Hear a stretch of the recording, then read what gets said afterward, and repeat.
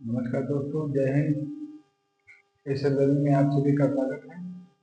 हम जीएस पढ़ेंगे, static GK और जीके जीएस।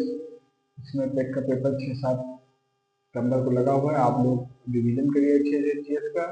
और जीएस हम आपको पर पढ़ाएंगे वन लाइनर में। ये जो पढ़ाने जा रहे हैं ये सब पीपीसीएम में पूछा हुआ है। अगर आप लोग हमारे चैनल को पहली बार आए हैं तो सब्सक्राइब करिए और लाइक करिए और शेयर करिए, पसंद आए आपको। भारत का संविधान में 22 भाग हैं, 12 अनुसूचियां हैं, 395 अनुच्छेद हैं। ये आज है। और जो संविधान लागू हुआ था उसमें 22 भाग थे, 8 अनुसूचियां थी।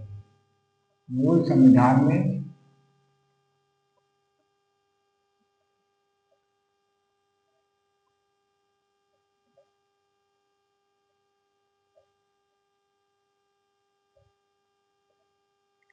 मूल संविधान में 8 अनुसूचियां थी।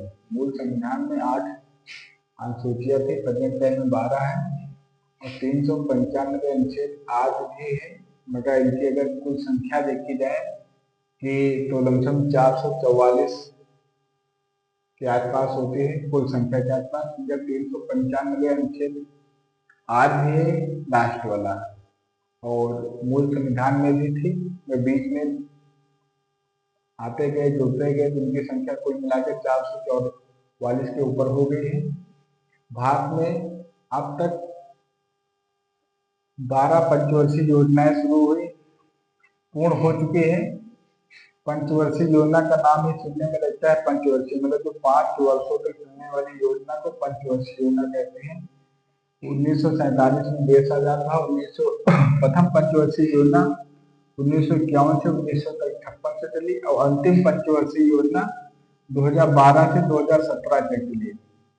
2014 में एनडीए की सरकार बनती है, प्रधानमंत्री नरेंद्र मोदी जी बनते हैं। उन्होंने योजना आयोग को आगे न करने का बंद कर दिया और उसकी जगह पर नीति आयोग लाए।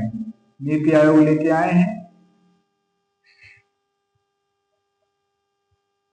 क्वेश्चन पूछा जाए कि नीति आयोग किसकी जगह पे आया है, तो योजना आयोग की जगह पे नीति आयोग आया है।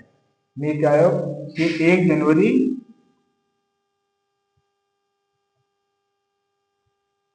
2015 से नीति आयोग चालू हो गया। योजना आयोग की जगह पे नीति आयोग आ गया है। और योजना आयोग के अध्यक्ष प्रधानमंत्री होते थे और नीति आयोग के अध्यक्ष भी प्रधानमंत्री होते हैं। अब प्रेजेंट टाइम में नीति आयोग चालू है और योजना आयोग खत्म हो चुका है पूर्ण तरह से। अब और बीच बीच में प्रथम पंचवर्षीय योजना से आप अगर देखेंगे तो देश 1947 और 1951 से लेकर 2017 तक बीच में बहुत सारा समय हुआ। उसमें केवल 12 ही पंचवर्षीय 12 अगर 12 पंचवर्षीय योजना तो 12 बूढ़े 5 ये तो 60 हुआ। मगर यहाँ पे तो ज्यादा समय दिख रहा है। तो बीच बीच में कुछ योजनाएं पंचवर्षीय योजनाएं बंद हो गई। जैसे सबसे पहले जो अवकाश आया 1966 में, 1966 से लेके 69 तक इसके बीच में कोई भी पंचवर्षीय योजना नहीं लागू हुई। उसके बाद 1978 से 1980 के बीच में कोई भी पंचवर्षीय योजना नहीं रही। फिर 1991 1992 तक कोई भी पंचवर्षीय योजना नहीं रही। ये बीच बीच में समय पीरियड में पंचवर्षीय योजना नहीं रही। और इसमें इस पीरियड में समय काल भी आया, परिवर्तन आया, जिसे सरकारें बदल गई, उन्होंने अपने हिसाब से नीति लागू की। अब 1991 में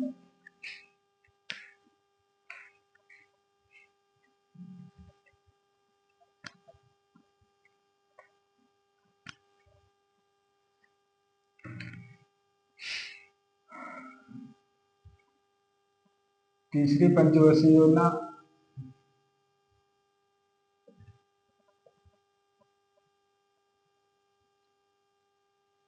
पंचवर्षीय योजना में बहुत महत्वपूर्ण घटनाएं हुई। तीसरी पंचवर्षीय योजना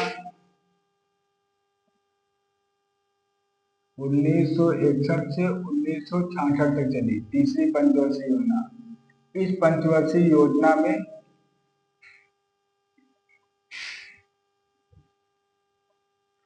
भारत चीन का युद्ध होता है।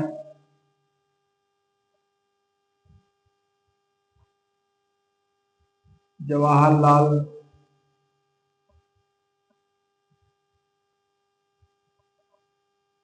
नेहरू की मृत्यु होती है।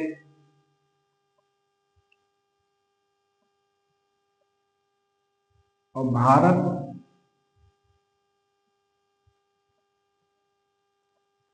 पाकिस्तान का युद्ध होता है। और तीसरी ही पंचवर्षीय योजना में लाल बहादुर शास्त्री की भी मृत्यु हो जाती है 11 जनवरी 1966 को। ताशकंद में शिमला समझौता कराने गए थे, वहां पर 10 जनवरी को शिमला समझौता हुआ। 11 जनवरी को 1966 में लाल बहादुर शास्त्री जी का मृत्यु हो जाती है ताशकंद में। शिमला समझौता कराने गए थे 1966 में 11 जनवरी को। और इसमें बहुत सारी घटनाएं हुई। फिर उसके बाद सरकार ने सोचा कि अब वो तीसरी पंचवर्षीय योजना असफल हो गई, तो उसके बाद फिर प्लान बनाया गया कि अब कुछ ब्रेक ले लेते हैं, कुछ अवकाश ले लेते हैं, कुछ समय बीतने के बाद फिर पंचवर्षीय योजनाएं चालू करेंगे। फिर बीच में 1966 से 1969 के बीच में एक वर्ष की योजनाएं चालू हुई। फिर 1978 में फिर एक बार समय आया कि 1978 में जनता दल की सरकार बनती है और इन्होंने योजना आयोग को बंद कर दिया। इन्होंने कहा हम अपनी रोलिंग प्लान बनाएंगे। इन्होंने रोलिंग प्लान बनाया और ये 1980 तक चला। फिर 1980 में सरकार बदलती है। फिर 1980 के बाद पंचवर्षीय योजना चालू होती है। 1991 में एलपीजी आता है, लिबरलाइजेशन, प्राइवेटाइजेशन, ग्लोबलाइजेशन। ये 1991 में पीवी नरसिम्हा राव जी की सरकार बनती है। पीवी नरसिम्हा राव पीएम बनते हैं और वित्त मंत्री बनते हैं, गड़बड़ करता है, मनमोहन सिंह।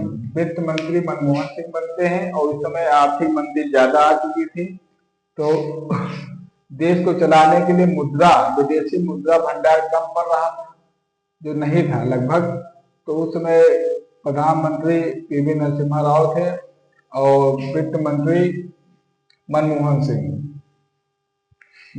सिंह ने फिर एलपीजी लेके आए। एलपीजी 1991 में।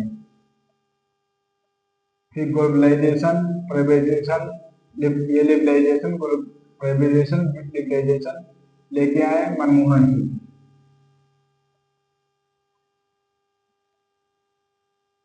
ये उस समय वित्त मंत्री थे।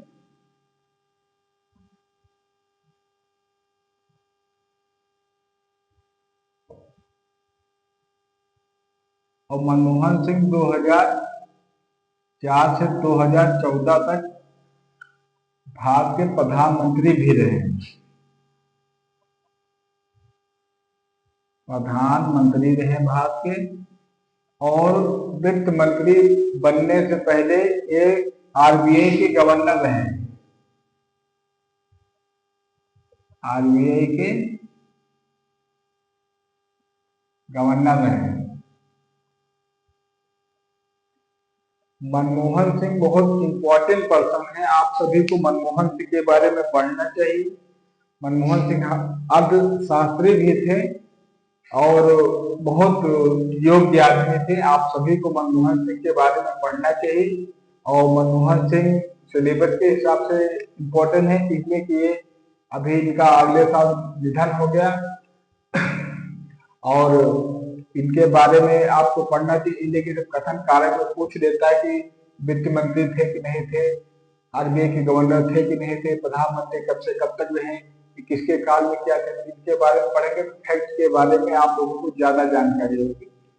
फिलहाल आज के लिए इतना ही। अगर चैनल पे नए आए हो तो चैनल को सब्सक्राइब करिए। अगर आपको पढ़ाने का हमारा अंदाज सही हो, अच्छा लग रहा हो तो सब्सक्राइब करिए और लाइक करिए। तब तक के लिए धन्यवाद। जय हिंद। पेट का पेपर 6-7 सितंबर को लगा है। आप लोग सेंटर देख चुके होंगे, इसका पेपर कहाँ पे है। आप सभी लोग अच्छे से लास्ट समय पर सिर्फ रिवीजन करिए और मॉक टेस्ट लगाइए। तब तक के लिए जय हिंद, नमस्कार।